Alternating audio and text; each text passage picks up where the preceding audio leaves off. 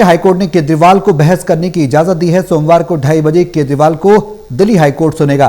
केजरीवाल की रिक्यूजल अर्जी पर सोमवार को सुनवाई होगी। दिल्ली हाईकोर्ट अरविंद केजरीवाल की याचिका पर अब 13 अप्रैल को सुनवाई करेगा। अरविंद केजरीवाल ने आबकारी मामले में अपना पक्ष खुद रखने और दलील देने की याचिका लगाई है। दिल्ली हाईकोर्ट से सुनवाई के बाद बाहर आकर अरविंद केजरीवाल ने केवल इतना ही कहा कि मामला दिल्ली हाईकोर्ट में विचाराधीन है, इसलिए इस पर अभी कुछ भी कहना ठीक नहीं होगा।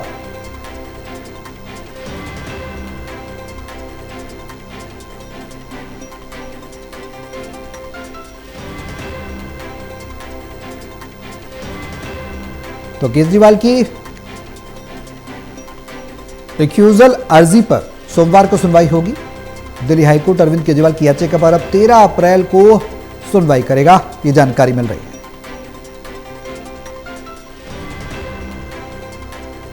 अरविंद केजरीवाल ने आबकारी मामले में अपना पक्ष खुद रखने और दलील देने की याचिका लगाई। मैं कुछ भी मीडिया में इसके बारे में बात नहीं करना चाहूँगा। कोर्ट में जो कुछ भी हुआ आप लोगों ने लड़ेंगे, बाहर कुछ भी नहीं बोलना चाहूँगा। अगले हफ्ते मंडे को 2:30 बजे केस लगा इसी कोर्ट के सामने, तो मैं अपने वाले केस में मैं खुद आर्ग्यू करूँगा मंडे को 2:30 बजे।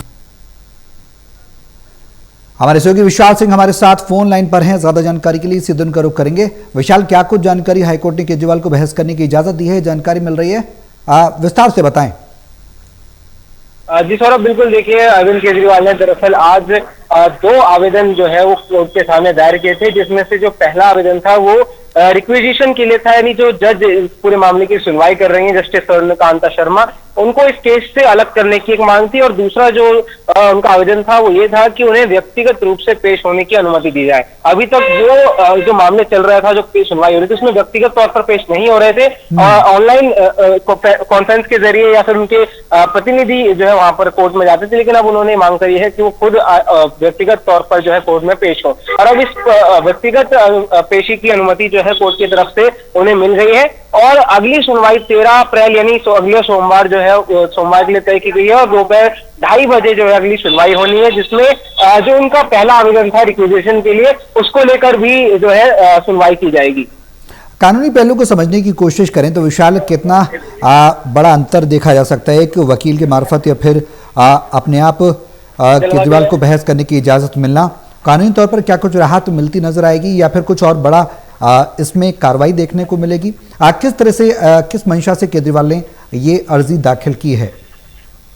देखिए, आम आदमी पार्टी का ये कहना था कि जिस तरह से जो केस ये पूरा चलाया जा रहा है वो कहीं ना कहीं एक राजनीतिक दबाव के ऊपर जो है ये बनाया गया केस है, और जो जज इस मामले की सुनवाई कर रही है उन पर कहीं ना कहीं राजनीतिक दबाव की वजह से जो है पूरा मामला किया जा रहा है, ऐसा आम आदमी पार्टी का दावा था। हालांकि इसको लेकर अब जिस तरह से जो व्यक्तिगत पेशी की अनुमति अरविंद केजरीवाल को कोर्ट की तरफ से मिल रही है, तो इससे अरविंद केजरीवाल और आम आदमी पार्टी के लिए एक टू द पॉइंट कह सकते हैं कनेक्शन जो है वो कोर्ट के सामने सेटल होगा, जिसमें वो बारीकी से जो पूरी सुनवाई हो रही है उसको सुनेंगे भी और उस पर प्रतिक्रिया भी जो है हाथों हाथ दे देंगे।